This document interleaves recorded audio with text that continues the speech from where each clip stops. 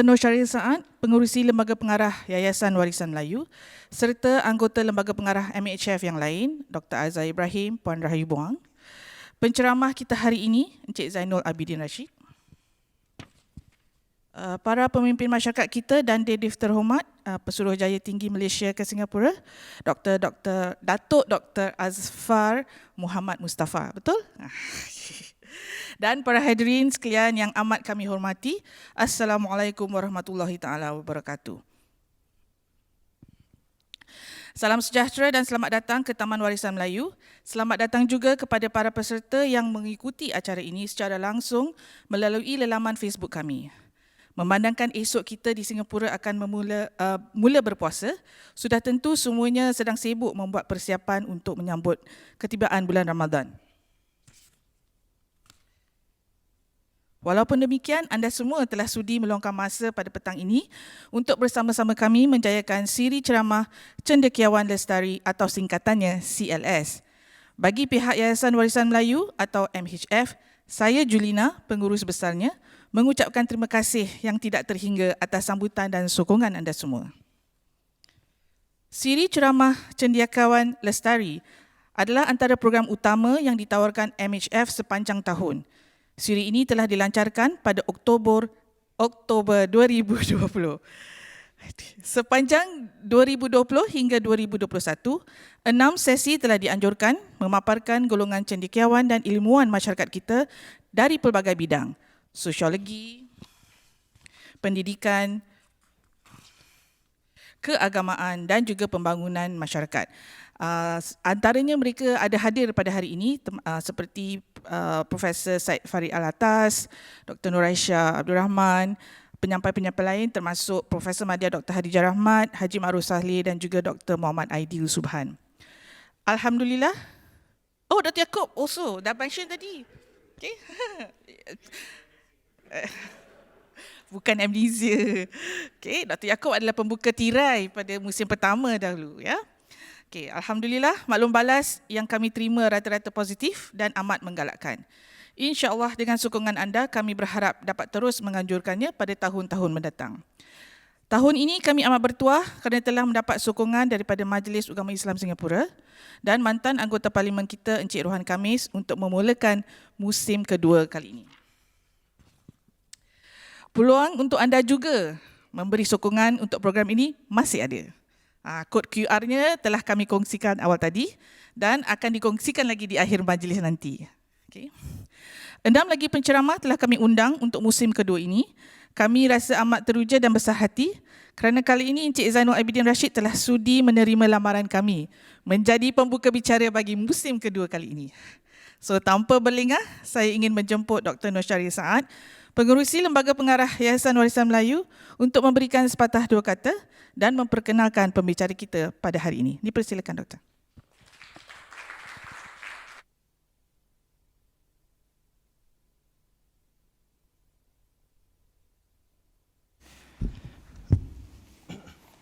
Bismillahirrahmanirrahim. Assalamualaikum warahmatullahi wabarakatuh. Selamat datang semua ke Taman Warisan Melayu. Ini adalah sesi pertama bagi siri kedua Cendekiawan Lestari sini, CLS, anjuran Yayasan Warisan Melayu. Sedang hadirin tokoh-tokoh masyarakat yang saya hormati, di Singapura ini banyak sekali kegiatan-kegiatan yang dianjurkan untuk meraihkan budaya dan warisan Melayu. Misalnya baru-baru ini MHC ataupun Taman Warisan Melayu baru sahaja melancarkan buku Senusantara, hasil kerjasama MHC dengan komuniti-komuniti etnik Melayu di Singapura seperti masyarakat Bawean, Banjar, Bugis, Minang dan Jawa. Setiap tahun, MHC juga menganjurkan Pesta Budaya Melayu Singapura ataupun Malay Culture Fest. Acara-acara ini tidak akan berhasil tanpa sokongan anda. Kita juga ada banyak acara-acara budaya yang dianjurkan oleh badan-badan setempat, pesta-pesta budaya, tarian, persembahan muzik dan sebagainya. Kami di Yayasan Warisan Melayu mengucapkan syabas kepada semua penggiat seni, pencinta warisan dan budaya di luar sana dan kami akan sentiasa menyokong usaha-usaha ini. Sidang hadirin sekalian, walau bagaimanapun, kita di Yayasan Warisan Melayu rasa masih ada kekurangan dalam usaha melestarikan budaya kritikal dan ilmiah. Status kegemilangan masyarakat bukan sekadar menyatakan bahawa kita sudah maju. Kita perlu terus peka membincangkan masalah-masalah yang membelenggu masyarakat. Saya pernah mewawancara seorang agamawan atau kiai semasa melakukan kajian lapangan di Indonesia satu masa dahulu. Ketika itu saya masih seorang penuntut. Saya terpanggil untuk berkongsi pengalaman saya ini. Nasihat agamawan ini kepada saya adalah untuk menjana kemajuan masyarakat, kita tidak perlu tertakluk hanya pada satu cara berfikir, tetapi berani mengedepankan idea-idea alternatif. Kemudian sama-sama kita nilai yang terbaik buat kemajuan masyarakat kita.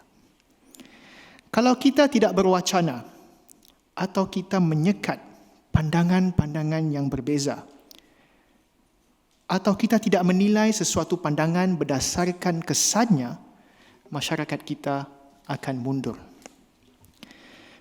Dalam menganjurkan siri ini, Yayasan Warisan Melayu ingin mengajak masyarakat Melayu Islam Singapura berfikir bersama. Selain itu, kita juga mahu meraihkan ilmuwan setempat. Ada tokoh politik, ada tokoh sastra, tokoh bahasa, mereka yang mungkin mendalami sosiologi agama, pakar undang-undang. Kita beri mereka ruang, kemudian kita dokumentasikan pandangan-pandangan mereka. Bayangkan, sampai sekarang ini kita masih punya kebolehan untuk membincangkan secara ilmiah tulisan-tulisan seperti Abdullah Abdul Kadir Munshi tentang feudalisme, puisi Tuan Simi tentang eksploitasi kapitalisme, Syed Sheikh Al-Hadi tentang reformisme agama dan gender, Ahmad Son Haji dan Syed Abdullah Al-Jufri dalam bidang tafsir, Syed Hussein Alatas dalam orientalisme, sosiologi korupsi dan kemajuan berfikir, Masuri SN, Muhammad Latif Muhammad, Muhammad Arif Ahmad dalam bidang sastra yang cenderung pada pengamatan sosial. Lihat sahaja usaha kita selama ini di MHF. Kita ada buku tulisan Pak Suratman Markasan. Ya, dan kita boleh nilai, kita boleh kaji dalam bidang sajak-sajak, puisi dan sastra dan sebagainya. Inilah kelebihan kita mendokumentasikan usaha-usaha mereka. Dan hasil dari CLS yang pertama ini, kita sudah punya tulisan Prof. Dr. Yaakob Ibrahim, Prof. Hadijah Rahmat, Prof. Syed Farid Alatas, Haji Ma'ruf Saleh, Dr. Aidil Subhan dan Dr. Nur Aisyah. Kita akan terus memperkaya warisan intelektual kita dan juga akan datang mempamerkan tulisan cendekiawan muda. Ini adalah harapan kami di Yayasan Warisan Melayu. Tentu sekali tidak semua kita akan bersetuju, namun itulah matlamatnya yang saya katakan tadi. Kalau kita hanya ada satu cara berfikir, kita tidak akan lihat blind spots. Teruslah menyokong usaha kami ini. Dan saya sekali lagi ingin mengucapkan terima kasih kepada Muis dan Rohan dan Mah kerana menyokong CLS kali ini. Kami harapkan sokongan daripada badan-badan lain juga. Okay, that is my mukadimah. This is not my lecture. This is Mr. Zainul's lecture. So let me very quickly introduce our distinguished speaker for today. As someone who's born in the 1980s, so there's a bit of mix-up whether I'm a Gen X or I'm a millennial, but I'm inclined to think that I'm a millennial. I grew up learning about this man, Mr. Zainul Abidin Rasheed. In the 1990s, every Muslim household in Singapore would receive this magazine, if you recall. It's called Warita Kita. It's a Muis publication sent by post into our mailboxes. And this was before the internet age. And through these magazines, we get to know about Mr. Zainul Abidin Rasheed, who happened to be the Muis president. When I was in primary school, my family encouraged me to read Berita Harian, and I proudly say I still read Berita Harian to this very day. And it happens that Mr. Zainul was formerly the BH editor. He was also the Sunday Times editor at that point of time. But interestingly, when we read the newspapers during that period about Mr. Zainul Abidin Rasheed, there was always this speculation, is he going to run the next elections? A lot of times, and it happened that he said yes, I think in 1997 elections. But already he was already a community leader, well known at that point of time. So, as he was also formerly CEO Mendaki, so he has done many things in the community. So as CEO Mendaki, Muis president, Berita Harian editor, and later the founding member of Malay Heritage Foundation.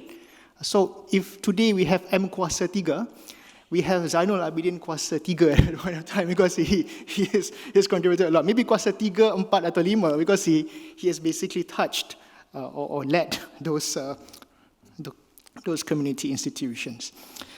But I got to know Mr. Zainul more closely in the later part of my life, to be exact in the last 6 years, where I had the privilege to work with Mr. Zainul on 2 publications. The first is Majula, in commemoration of Singapore's 50 years celebration, where we reflect on the developments of the Malay Muslim community. And the second one, Beyond Bicentennial, this one together with Cikgu Wan Hussein Zuhri. Writing these publications was an enriching experience for me, and the process of authoring these books very, very meaningful. In every meeting, Mr. Zainul would kindly bring us something to eat, thankfully, because we always had heated discussions and frank ones as well, and the topics were very heavy, but I really, really enjoyed those moments, especially learning from someone with vast experience in the community, in politics, and in foreign affairs. Despite his vast wealth of experience, Mr. Zainul remains a very humble man. You don't believe me, you ask Dr. Azhar and Madam Rahyu Buang, who's here. It took us 3 hari 3 malam, to actually persuade him. And maybe more, 7 hari 7 malam to persuade him to speak today. He always said that he's not an intellectual, he's not a Cendekiawan. But honestly, who calls himself a Cendekiawan? Professor Alatas did not call himself an intellectual. Edward Said, who wrote about intellectuals, never called himself one. They underline the traits, and I believe it's an aspiration that they want their people, the society to reach. It's a high standards that they want to set in society about who is a Cendekiawan, who are the thinkers in society. And I repeatedly said many times that Cendekiawan Lestari Series is not about those with PhDs only, because a thinking man not necessarily have a PhD. Okay? So I think we must set this very clear. It's like being an ulama. Nobody out there calls himself an ulama. The scholars in the past, they never said, saya adalah seorang ulama. I think that's not the aspirations of the scholars of the past. And Mr. Zainul, in our conversations, always said that nobody is going to listen to his grandfather's stories. But I told him, grandfather stories are important for the young to understand the origins, the nature, as well as the functions of our society. Some of us need to mediate our utopian ideas and know where we begin. And I think by having this conversation, we can bring the community forward. Okay, I shall stop here again because this is not my lecture. Today is Mr. Zainul's platform, so without further ado, may I now invite Mr. Zainul Abidin Rasheed to deliver his Cendekiawan Series lecture.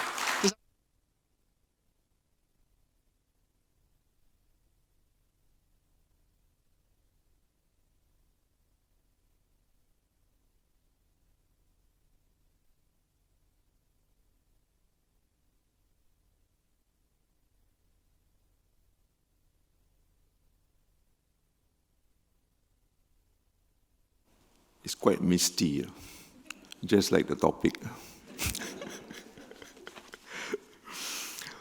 Bismillahirrahmanirrahim. Yang saya muliakan, Dr. Yaakob Ibrahim, my good friend, family friend, and also former minister in charge of Muslim Affairs. Dato' High Commissioner Dato' Azhar, Dr. Norshahril, Dr. Azhar, Julina, dan Rahayu. Dan in fact, I practically know all of you here, right? And that's why it makes me nervous. Tapi saya sungguh merasa bangga dapat berdiri di sini untuk satu pengongsian. Benar apa yang dikatakan oleh Dr. Norshahril, it takes a lot of persuasion for him to convince me. But this is one occasion I fail to convince him that I'm not the person for this. Seperti yang kita lihat dari lecture yang dimulakan dengan dan oleh Dr. Yaakob Ibrahim sendiri, Azhar, Dr. Aisyah, and a few others, who Dr. Khadijah, and then the rest. I could see dari segi mutu cendekiawannya itu penuh dengan research, penuh dengan references, dan ini yang saya kurang bukan tak minat tapi kurang disiplinnya itu untuk melakukannya. So jadi bila diminta juga, dan oleh kerana saya juga dulu menjadi pengurusi daripada Malay Heritage Foundation, Yayasan Warisan Melayu, jadi saya rasa berat juga untuk menolaknya. Jadi di sinilah saya sekarang ini, dan saya akan cuba seberapa yang boleh untuk memastikan bahawa pengongsian kita ini will be lebih daripada grandpa stories. I'm quite well known for my grandpa stories. So much so, even my own children say, "Apa, please lah, enough of your grandpa stories." Tapi I would like to emphasize here, this is beyond the grandpa stories. And in fact, although I said earlier on that even this topic is beyond me,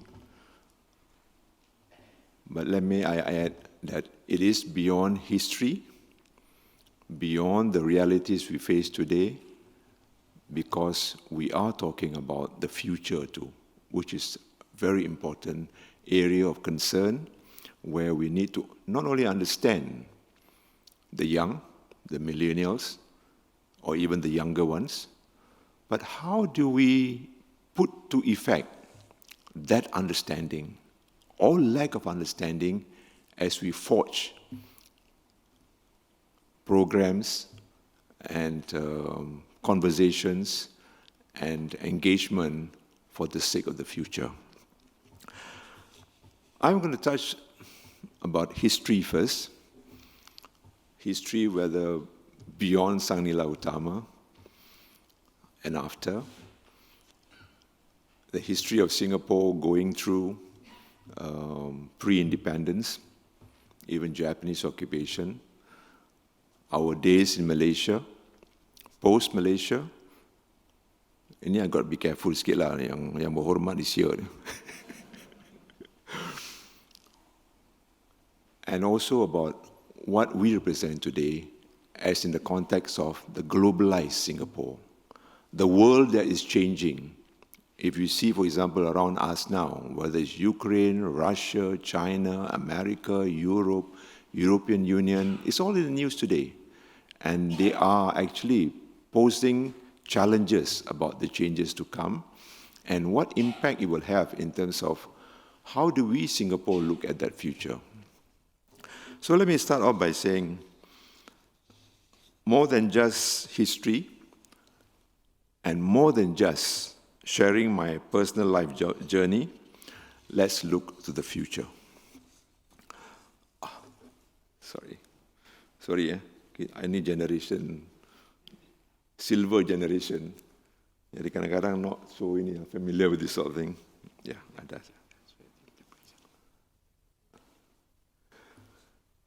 Well, that's our founding Prime Minister, and his book, I think, is a must-read for all of us, The Singapore Story. And beyond his writings about the Singapore story, there's a lot more that I think we need to also catch up with. Whether it's about understanding the colonial period, understanding about when we celebrate our bicentennial, 200 years since the coming of Raffles and the opening, rather than discovery, the opening of Singapore as a port. And then, as distinguished from our 50 years post-independence, about Malaysia. In fact, there's a book also called Rethinking Malaysia, about konfrontasi, Sukarno and China. These are some of the areas. Rising 50, meaning the relationship between Singapore and Indonesia. RI, Sing, Rising. So these are some of the books which I feel will add to our understanding of what we're talking about.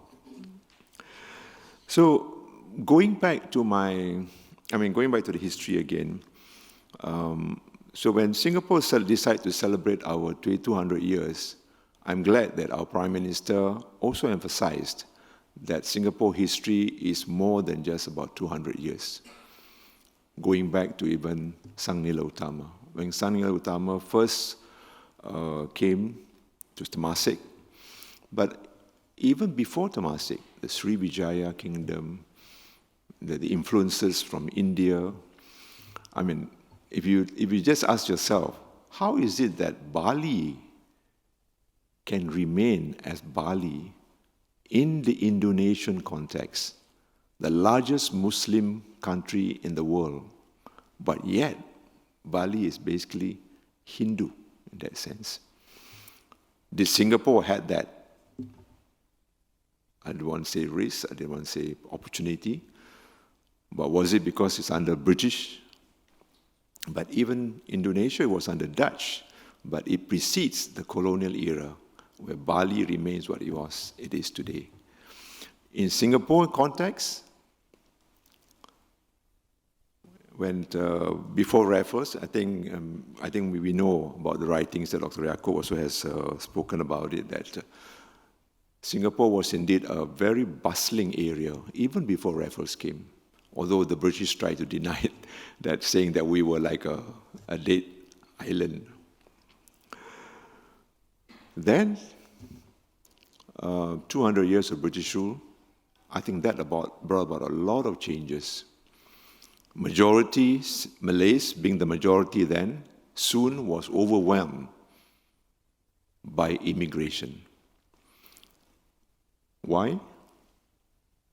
Many writings have been done about how the British look at our indigenous natives, and how the Malays then were seen as not interested in worldly things, business, were only interested in afterlife. And so they had to bring the business-like, the driven people, like the immigrants from China and India.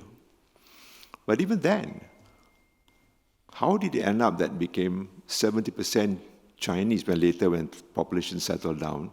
Could it have been actually 70% Indians? And would it have changed the color, sorry if I use the word, of Singapore? Even if not 70% Indians, but if they had restrained, for example, the coming of Chinese into Singapore, so much so that the Chinese became about 45 or 50%, and the Indians and the Malays became 50%, would it have changed again the color of our Singapore? Like in Malaysia, for example, Malays are majority for sure, but the majority not like the Chinese who are majority in Singapore, 70%. The Malays are even lower, and they have the non-Malays in Malaysia, which are also creeping up to 45%. So which, with ramifications in terms of today's context about one man, one vote, democracy, Ketuanan Melayu, and what have you. So these are the historical developments that actually could have actually affected the kind of profile, the kind of outlook, and the kind of challenges it posed for this region. Then came the era of we all looking for independence. We knew that the Barisan Socialist was very active then. The Chinese group in Singapore, very active, very driven, very forceful. But then came also the English-educated Chinese, people like Mr. Lee Kuan Yew and his friends. And there was a clash. But Mr. Lee Kuan Yew was able to use, actually, the Barisan people to forge and go for independence, but not without challenges. And the British would not let Singapore be independent, partly because of their fear that if Barisan was that strong, what kind of Singapore you will be? If the Chinese dominated Singapore, what kind of Singapore would it be post-independence? Because the British certainly would have still have interest in Singapore, economic interest in Singapore. So you can imagine. And they were encouraging us to join Malaya rather, and together with Sabah and Sarawak later, to form Malaysia. But even that was short-lived. It's partly because of the politics of race, the politics of numbers. And although Mr. Lee Kuan Yew felt that, in fact, we were hoping that Malaysia would be the hinterland for Singapore, what has Singapore got? A small island, hardly any agriculture, no oil. How do we survive without the hinterland? So the strategy was be part of Malaysia and join in and benefit from the collaboration and the unity in Malaysia. But that was short-lived too. And there were a lot of fears, one of which was Mr. Lee Kuan Yew was pushing for Malaysian Malaysia, which Malaysia, or Malaya rather, were not ready for, partly because they felt that the Chinese and the non-Malays had been taking advantage of the economic opportunities and all the benefits under the British rule, and Malays lagging behind, so we had to catch up, we had to overcome the issue, and Malaysia needed a different kind of approach, and including Ketuanan Melayu, with its ramification, with its challenges, even till today. As we can see, race politics is very much a part of Malaysia. But Singapore had to leave. Some people say that Singapore was kicked out, but Singapore had to leave and find its own route. Lee Kuan Yew shed tears. Some doubted whether it's genuine tears or not. But the tears were real in the sense that we have lost the hinterland. How do we survive? Will we be able to attract enough investment? And we decided to go the Singapore way with industrialization, with simple manufacturing at first, and later on to middle technology and even higher technology. And in fact, we became like the hub for the industrial process in the whole region, again, with challenges. But now, Singapore is like a first world in the region, and in many ways, we also complement the development of the countries in the region. And of course, I mustn't forget to mention about confrontasi with Sukarno, feeling that this was a British ploy to form Malaysia, disagreed with it, and launched its confrontasi, and we had our problems then. But post-independence, Singapore, again with 70% Chinese, had its own challenges too, with Indonesia too, because Indonesia had about maybe 8%, 10% Chinese, but again, very much dominant in terms of the economic areas of contribution and of benefits. So that's the historical journey which we went through, I think, which again colored the kind of Singapore that we have. But what about Singapore by itself? 70% Chinese, 15% Malays, 8% Indians. Are we that united? Were we that united? Were we that harmoniously believe in what Singapore wants to achieve? I think Mr. Lee Kuan Yew had very principled ways in looking at multiracialism. Article 152 is one. And later on, the concept of GRC, the concept of public housing, quota in public housing, is all to make sure that, in fact, multiracial harmony will work. Now, I'm raising all this, the journey, the historical journey, and later on my personal life journey, is because we want to draw some inferences in terms of what we understand by culture, the heritage point of view, the economic process, the economic development, and the challenges as we forge ahead to be a global Singapore in the context of our region. So those were the kind of things we went through. So, for example, I have known of people saying that, although despite Mr. Lee's political beliefs about Article 152 and making sure that the Malays are not lagging behind, but after a while, there were Chinese who believe that it's a waste of time to persuade the Malays to go for education, to go for development, to be part of that team, push Singapore as an economic entity. It was so difficult because there's so much lagging behind. In fact, it's easier just to push the Chinese, make the Chinese deliver a successful Singapore, and then we just put aside maybe 10% of our revenue or income, and that will take care of the Malays. And the Malays will be grateful because we not left them behind. We take care of them. But I was one of those actually who revolted against that idea among our inner circles. That I said, no, that's not the way. We should have an integrated approach where the Malays must be contributing to the whole of Singapore. It's not that you get the economic pie and then just give us charity. That doesn't work. And in fact, I think this is the kind of thing that brings about the kind of mindset and mind share, which we want the Singapore Malays to be as part of the total Singapore. And that surely cannot be just about economics. It must also be about what do we understand by multiracialism? What do we understand by contributing towards the total Singapore context of a very successful first world, multiracial, multireligious country and a people? So that's the historical perspective. But let me just now quickly share with you about my own personal life story. When I was in primary 3, I went first to Malay school. Again, part of the policies. When I was going to primary school, the policy about Malay language, national language, the importance of Malay language in the context of Malaysia and the region. So my parents sent me to Malay school. But in September of my primary 3, policies changed. And my parents, or I think the school, decided to send me to an English school, Jalan Daud School. And then I went on to English education.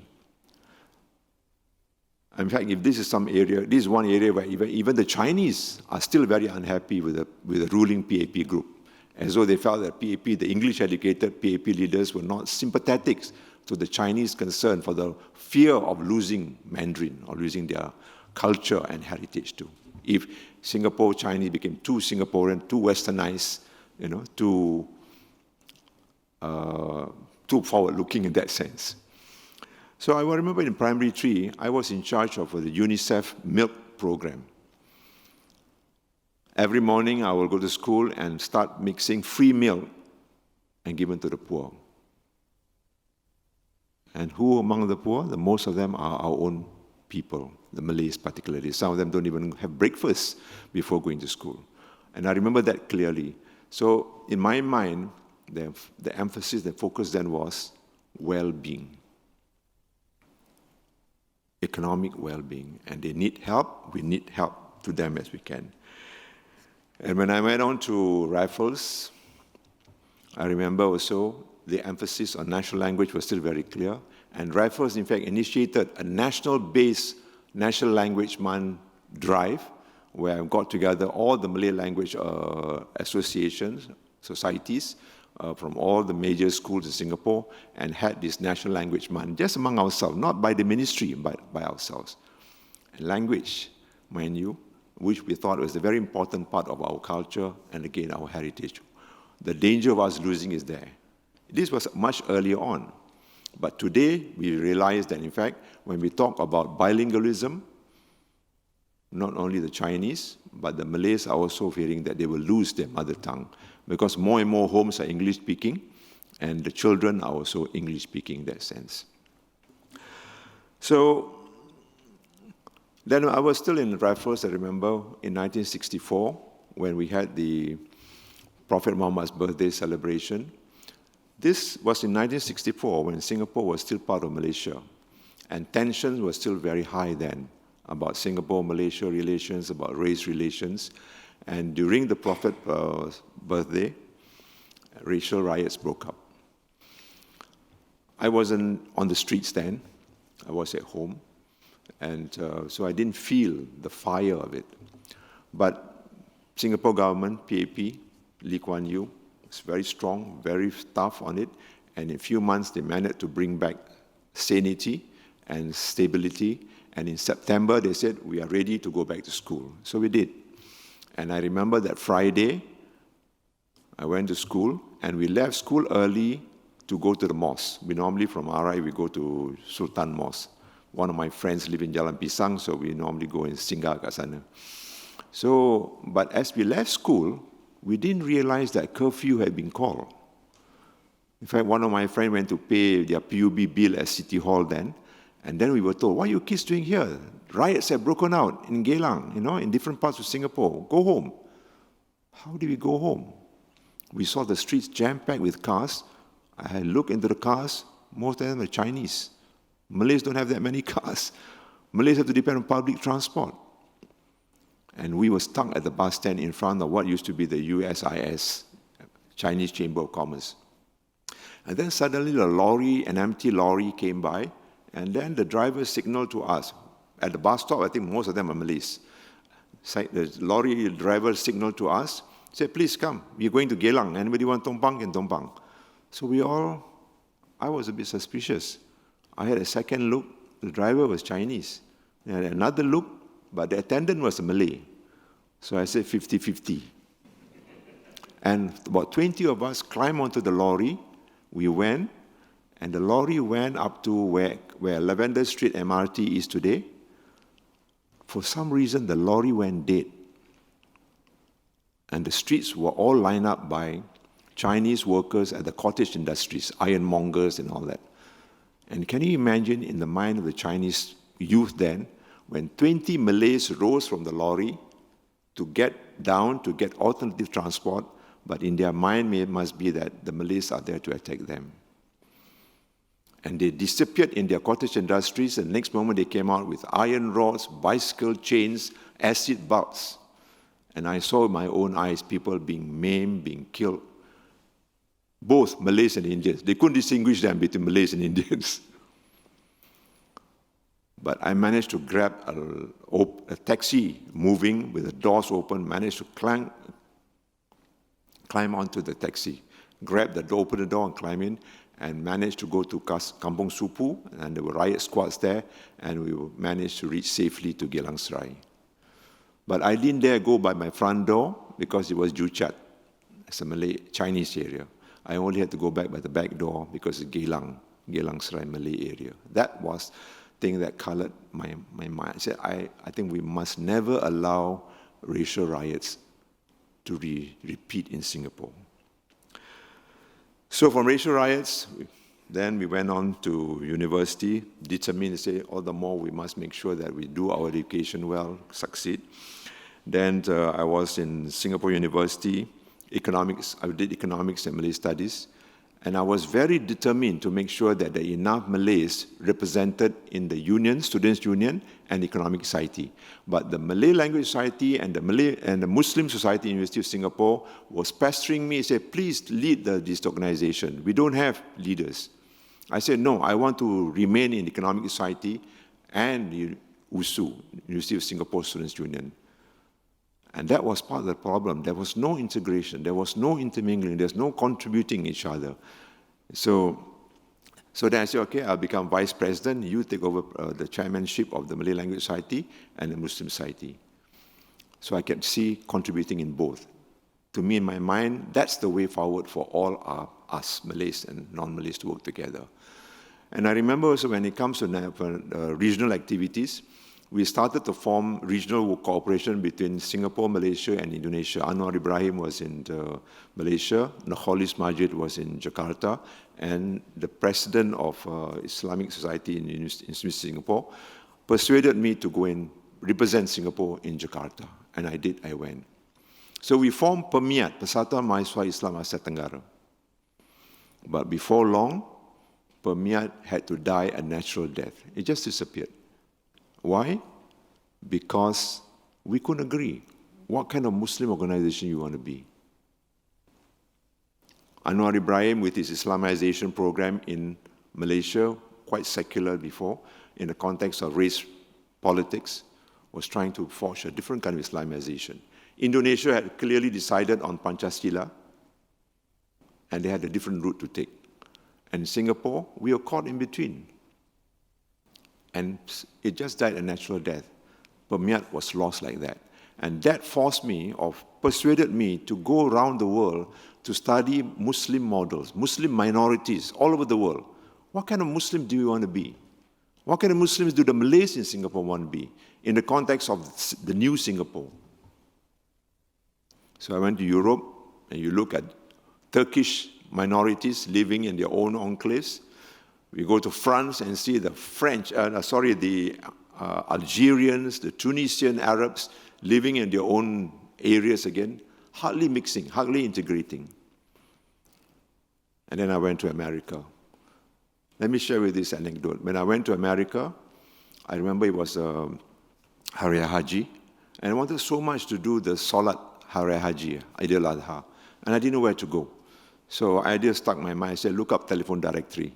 And what name other than Muhammad? So I called up, I saw the long list of Muhammad, and I called 3 names. The first name said, yeah, my father is a Muslim, a lady. Said, my father is a Muslim, but I'm no longer Muslim. I hope you will bear with me the details, because this can reflect the kind of society that's in. The second one said, yeah, I'm a Muslim, but I'm not going because the mosque is so far away. Hours to go to the mosque. So I said, I understand, thank you. I was third time lucky.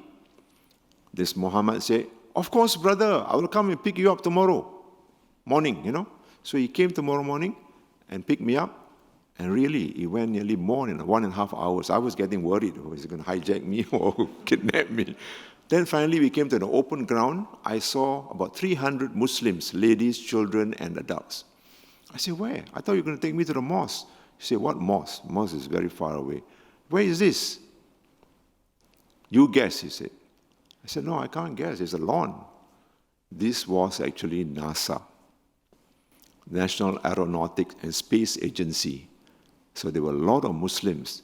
And NASA of America had attracted some of the best minds, best brains from the Muslim world, which I think in those days, the Muslim countries couldn't bother with those kind of research, with those kind of interests, knowledge, and all that. The governments were either autocratic or feudalistic. That's the kind of society we had then, or political in nature. So these people migrated and formed a core of NASA, which went into space studies. So I came back and I thought maybe one of the best places Muslims would have even migrate is America. But that was before Trump. Not only Trump, but I think you can see now all over the world, whether Islamophobia or even racism, how they look at Muslims, how they look at Malays. Will our Malays, the better educated Malays, be able to go and get the opportunities overseas? Will they be seen like generally Malays? So again, the lesson that came out of all this is that basically we have to look for our own model. There's no one size fits all. And like today's contact, we say it must be contextualization. And this is what Singapore is forging for too now. Then I was also invited by President Gaddafi then. In fact, Mr. Anwar Ibrahim was there too. Ridwan Saidi from Jakarta was there too. Gaddafi was a hero then. This is again to reflect the kind of mindset our leaders had, young leaders had then. Gaddafi invited us at the International Youth Conference, and basically to tell us, forget about the West. They don't trust you. You cannot work with them. Just we Muslims must get together and work together, fight the West, and go forward ourselves. And I was very happy, very fortunate that in fact the whole conference rejected Gaddafi's idea and said no. We want a more integrated, a more harmonious way, and let's work with the non-Muslims too. So those are the kind of journey which I went through, which helped to color my own understanding of what kind of Singapore, what kind of Malays do you want to be. You must be wondering now, what has it got to do with heritage? What has that got to do with culture? Are we talking about dance, song and dance only? Yes, of course, I think that's part of our heritage. But I think more important than that is our mind share, our minds, our ideas, our intellectual pursuits.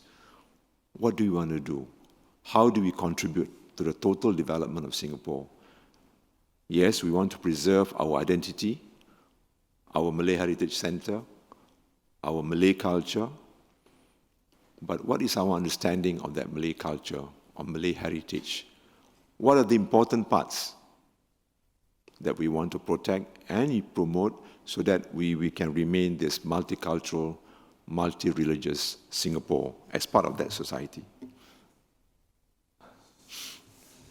Sorry, thanks. So, I touched just now about the Permiat and how, in fact, we look at Muslim communities, the mindshare, mindset, and how we have differences, even within our region, and how we overcome them. I was also doing, when I was in campus, Suara Mahasiswa, again, touching on areas about mindset, mindshare again. And I work with people like Cikgu Rahman Samion, radio, and then Seni Asli. Seni Asli, mind you, at that time, I was very surprised myself that Mokram Kasim, he's still alive, and he started this program because he thought that radio and TV Singapore was too centered on documentary and the serious stuff, and there wasn't enough of culture. And so we started this Seni Asli, series of 13 programs, and we would delve into different aspects of Malay culture. I'm very proud that we did that program, Seni Asli. Then, again, for the sake of interest of the community, whether it's Yayasan Rakyat, like people like Cikgu Arif Muhammad, Cikgu Muhammad Simin, and also Shirley Gordon. Shirley Gordon later married Zakaria Bagarib, which is one of the leaders here. But in fact, it's through her that we got funds from a Catholic foundation in Rome called Miserio, and they sent me with a few others to Philippines, because the Catholics are very strong in Philippines. They had the Philippines Rural Reconstruction Movement. So we went there. I stayed there for 1 month. You'll never guess. To learn to grow mushrooms. Why mushrooms? And at that time, Singapore was actually urbanizing. Singapore doesn't have that kind of land. But the idea of us getting that funds to go and study to grow mushroom was basically to come back and teach the Malays to learn to be self-reliant. Have a skill. We even did our research. At that time, I remember we were importing something like $3 million worth of mushrooms. So we thought there was one area. So we went there, came back, and I remember while on the plane from Manila to Singapore, Straits Times, page 1 lead, Singapore government had acquired the land which we wanted to use for the pilot project in Tanah Merah. And that land was promised by David Marshall, the chief minister. He was very close to the Malay community then. So we lost that land for that pilot project because we wanted to teach enough Malays so that they can go, even when they live in housing board flats, HDB, they can still grow mushroom in the flat. So you can imagine the kind of studies, the kind of consideration we went to. Self-reliant. And we were not really very concerned then about the culture, the heritage, because we feel that survival is about education, about skills, which we have to actually compete with. So Then, of course, there were other things like, where the LBKM, we set up LBKM, because after the riots of 1964, there were no more processions, so we thought the best way to commemorate proper procession, is to have the Scholarship Fund Board, and that's Lembaga Biasa Kenangan Maulud, and then, of course, Jamia Youth, and People's Association activities too, which I was involved in. Again, this helps to color the kind of approach that we want for Singapore, a total approach, an integrated approach. And then I think Dr. Norshahril has mentioned to you about my days at Berita Harian, Berita Minggu, to Muis, Mendaki, and Malay Heritage Foundation. I think, if I may add, Muis, Mendaki, again, when I was asked to, because I was already editor of Berita Harian, and I think there was a big issue about trust. Do the Malays have enough trust of the government or the PAP? Does the PAP have enough trust of the Malays? Especially after we left Malaysia. We were a minority in Singapore by itself. When we joined Malaysia, the Malays became a majority. Can you imagine the effect on the Malay mind? The hope that came with that. But when we were forced to leave Malaysia, we were reduced to a minority again, with its ramifications and implications. And that's why there are some Malays who felt that Tunku Abdul Rahman betrayed us when he was more concerned about the race consideration in Malaysia context, but he forgot that about the Singapore Malays. They were reduced to a Malay minority again. But of course, then there were offers for Malays, from Singaporeans to go to Johor, but not many accepted it. Some went over because they were quite generous offers. But then we knew that we had to actually live with a new reality about modern and independent Singapore. Muis and Mendaki, in fact, again, maybe because I was already at Berita Harian, I have a better understanding. Not only Berita Harian, I'm glad Shahril mentioned Sunday Times, associate editor of the Straits Times, where I was in charge of the ASEAN desk, and I set up the ASEAN desk at Straits Times, and I went to Indonesia and the region to understand the region better. Again, that helped towards the better understanding. And I think the government then slowly began to have more trust in me. Because I was also offered to be a candidate in 1976. But I knew then that the Malay community did not, well, I won't say the whole, but I think half maybe, or 40-60 maybe, did not trust the PAP then because of what has happened. And I, in fact, told them, thank you. I believe in the Singapore, the new Singapore, the modern, independent Singapore, and what we want to achieve. But if I were to accept your offer and be a candidate, I will be seen as a betrayer, a sellout, a traitor, and an opportunist. I would rather work for those objectives, but through the Malay community, and build that trust with them, and maybe later we can decide.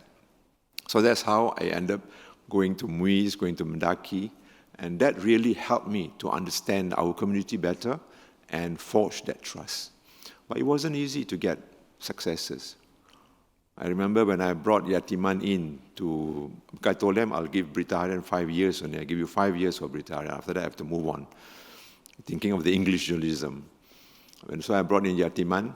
I can still remember one of my friends in ISD said, don't play with fire. I think we know Yatiman then. He was a firebrand. He was very critical of what's happening then. But I knew Yatiman, and I knew he'd be excellent for that job. I said, I have faith in him. I will guide him. I will work with him. Then when I think Dr. Yaakob was kind to actually work with me, and then later on pointed me for Muis president. And when we wanted to think about succession, because I also felt that as an editor of Berita Harian, I cannot be with CEO of Mendaki or president of Muis, because as a journalist, as an editor, there are conflict of interest. So then we wanted succession. So I brought in Ma'ruf. Again, people are saying, are you sure? Because Ma'ruf is also a very critical-minded person. They're not sure about these people. And then Mendaki, but fortunately I was able to take on Mendaki. And then Mendaki is a different story. We were able to get civil servants to be seconded to them. Then Malay Heritage Foundation. When, in those days, Malay Heritage, Istana Kampung Glam was still habited by the descendants of the royal family. And so can you imagine? In fact, honestly speaking, I was ashamed to call it our heritage, the Istana Kampung Glam then. We knew it is part of our, important part of our heritage, Kampung Glam, Istana Kampung Glam, and but looking at the shambles it was in, because the descendants just, they were overcrowded. They had even squatters, you know. In addition to the Istana building, they had squatters by the side. And I was even ashamed to tell my friends or tourists, this is our Istana Kampung Glam, our heritage. But because of the element of trust I mentioned earlier on, and when the government decided that they wanted to acquire this place and to make it part of national monument, national heritage, I said, yeah, it's a good idea, but do you have any plans? Because knowing Singapore government then, they're very business-minded, money-minded even. What are you going to take this Istana for? It's valuable ground. You're not going to convert this into a condo, are you? So I thought that if it's not properly handled, again, the Malay community will bring about this question of trust. Can we trust the government to do what we want with this Istana Kampung Glam as a heritage? So again, they asked me to be chairman. I said, no, please, I can't. But thank God, Alhamdulillah, I had my guru, Pak Ridwan Dafir. In fact, Pak Ridwan Dafir was my savior in many ways, whether it's Muis, whether it's Mendaki. So he was able to come in first. And I had to persuade him, you know, to be chairman. And I remember Pak Ridwan telling me, hey, please, I have retired twice already, you know. I've done all what I need to do. He was the top civil servant, director of trade. He was our ambassador, you know. So he was getting on in age. I said, Pak Wan, please, I think I need your help. And finally he agreed, but he said one condition, that I must be his vice president at Muis, at Mendaki, deputy CEO, and even here. But I didn't know that he had plans. I thought he would stay for 5 years, but after 1.5 years, 2 years, I think, then he said, enough, I'm going to step down. And I had to take over. It's Malay Heritage. But the important thing is that I knew Part 1 is someone who's very neutral, with the community would trust. He's not seen as a politician, you know. And so that was the role Part 1 played for us, for these various institutions. So Malay Heritage Foundation was formed on that basis. And so they say, okay, you can do it. You want it, well, you do what you like with it. But I said, where's the money? So they said they'll give you 300,000. 300,000, renovation, maintenance. I said, no way. And I recall that I had to even talk to ministers then to persuade them to say, please, if you want us to take over this, please give more money. And finally, they agreed to make it 10 times the money, the original money they promised. And that's what we have today, a beautiful Istana Kampung Glam and a heritage. So, I want to share with you this. I think you recognize this, right? This is the Berita News. And I'm glad that they have put up Istana Kampung Glam as a feature in our news. I'm very happy to see this because not only Istana Kampung Glam, but also Masjid Sultan. That again reflects to me the kind of core values, not only culture, heritage, but religion. Religion is Istana Kampung Glam, which is core to our Malay Muslim heritage. And this is something which I think we need to always bear in mind. What is the role of Islam? I think, I don't know whether you heard this, I've heard this, there are some of Chinese friends who say that, we love you as Malays.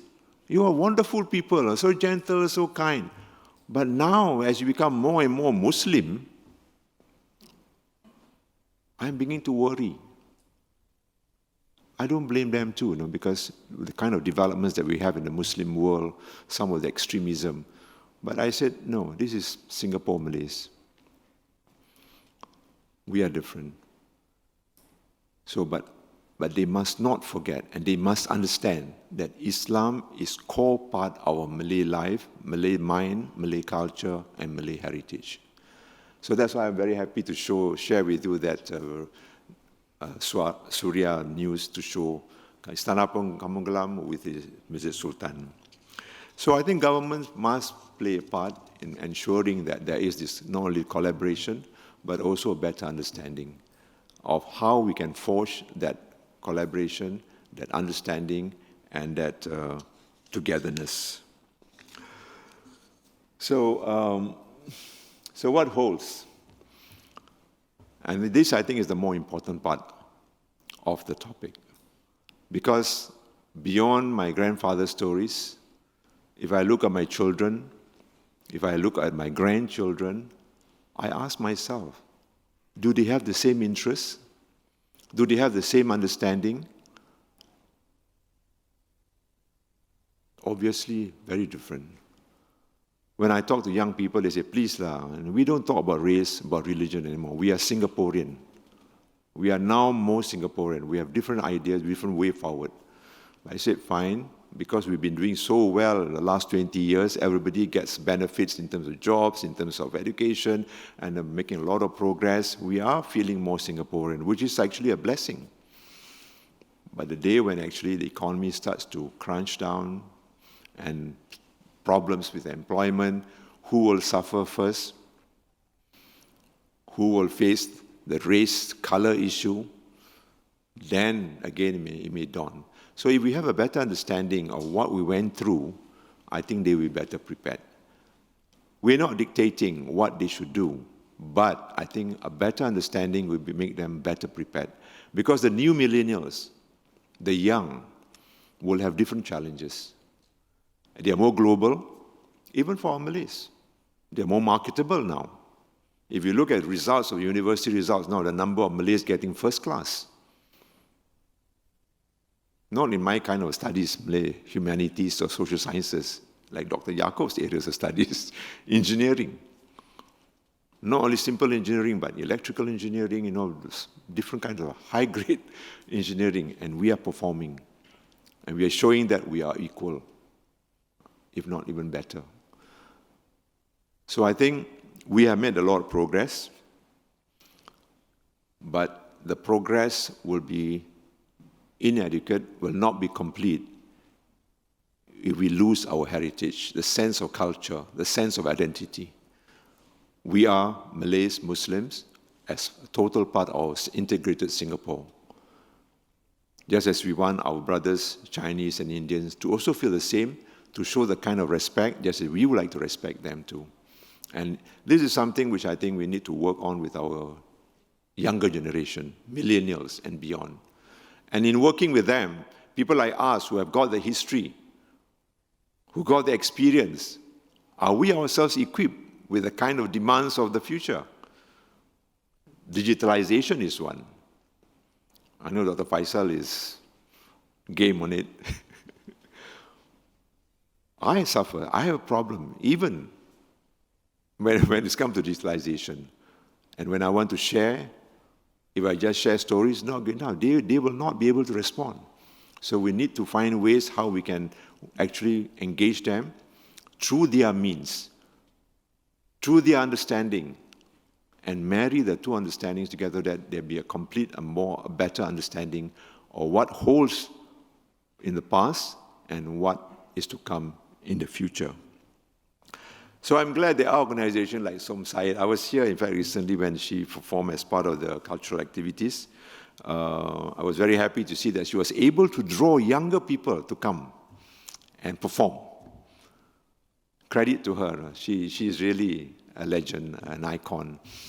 But how many of Som sites are there in Singapore. We need to also make sure that enough young will want to be part of that important heritage and important preservation of identity and culture and heritage. Because when we have foreign visitors, like picture on the left there, that's our friends from Oman, Dr. Said Badar, the foreign minister now, and then also the environment minister. Look at the culture, look at the identity of the Malays being reflected there. So I think it's important that when people come to Singapore, they see we are an important part, an integral part of the Singapore we want to see. And the costumes, the young people, part of it I think is important. In fact, this is a royal family from Brunei. I felt ashamed with the Western attire there, but I didn't know what to expect then. But I think whether it's the coat, whether it's the batik, whether it's the baju, I think they all form the total identity, culture, and heritage of our Malays in Singapore. So I think we have a lot to contribute. We have a lot to do more to understand our young before we can ensure that the young will be able to play the part to not only enrich, strengthen our heritage, our culture, our identity as a part of the total multicultural, multi-religious Singapore. So I think I'll stop there and then maybe take some questions. Yeah? Thank you.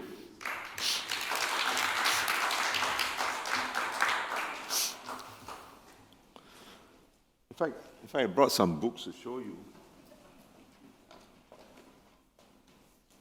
there's room for to market the book as well. This is the book I mentioned earlier on, Majula, where Dr. Norshahril co-edited with me. Now, this is again, as part of our 50th anniversary celebration, we want to make sure that Singaporeans do not forget Malays, the contributions and the role played by the Malays over the last 50 years in different areas, education, culture, economic development, social development, political development. And then when we celebrated our bicentennial 200 years ago, 200 years, a few years ago, and this is the book Beyond Bicentennial. As I mentioned earlier on in my speech, is beyond a lot of things. We got to really think out of the box, beyond the normally what is understood, and see, you can see history, but with the reality of multiracial, global Singapore. And I'm glad that our young intellectuals, Dr. Norshahril, Dr. Azhar, has come up with this book. I was very happy to see this book. Different aspects of identity, culture, and heritage, not only in Singapore, but the whole region. I was very happy when I recently spoke to a group of Indonesian senior civil servants. This is a program conducted by NTU with the National Center for Public Administration. We used to have a program for China mayors, but now we have a program for Indonesian civil servants, senior civil servants, and share experience, learn about what Singapore was about and how we can work together. And I was able to pick one of the articles here when they talk about Nakholis Majid and his ideas about modernization of Islamic thinking. So Dr. Norshahril and Dr. Azhar, and I also had this book by Haji Muhammad Taib, Malaysia, and this was written in 1996 after Mahathir's The New Malay, and he was talking about it. But most of it is about what we discussed, like how Singapore Malays, post-independence, was moving towards the challenges of the future, socio-economic. Not very much in terms of the heritage and culture, but in terms of what matters in terms of driving the people and the society together. So these are some of the books which I would recommend, and we can share further. Thank you. Thank you, Mrs. Zainul. Please maybe take a seat and invite Dr. Norshahril to help moderate the question and answer session. Oh.